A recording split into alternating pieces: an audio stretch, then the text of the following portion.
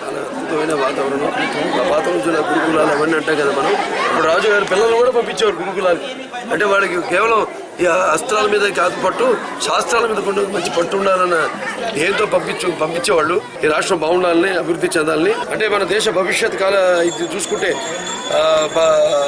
చాలా, అంటే దేశమే కాదు లోకంతో కూడా కొన్ని ఎన్నో అరిష్టాలు ముందు మనం చూడబోతున్నాం. వాటినన్నిటి నివారణార్థం వాళ్ళు ఇవాళ బ్రహ్మాండమైన కార్యక్రమాలు చేపట్టారు.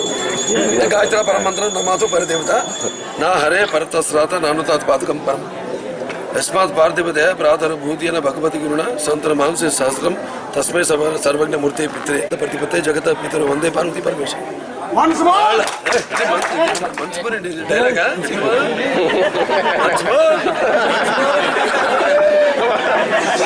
ఈ లోకాన్ని నాకు చూపించిన వాళ్ళకి భగవంతుడికి నేను రుణపడి ఉన్నాను. అటువంటి పుణ్య దంపతులు బిడ్డగా నన్ను పుట్టించినందుకు, నాకు అవకాశం ఇచ్చిన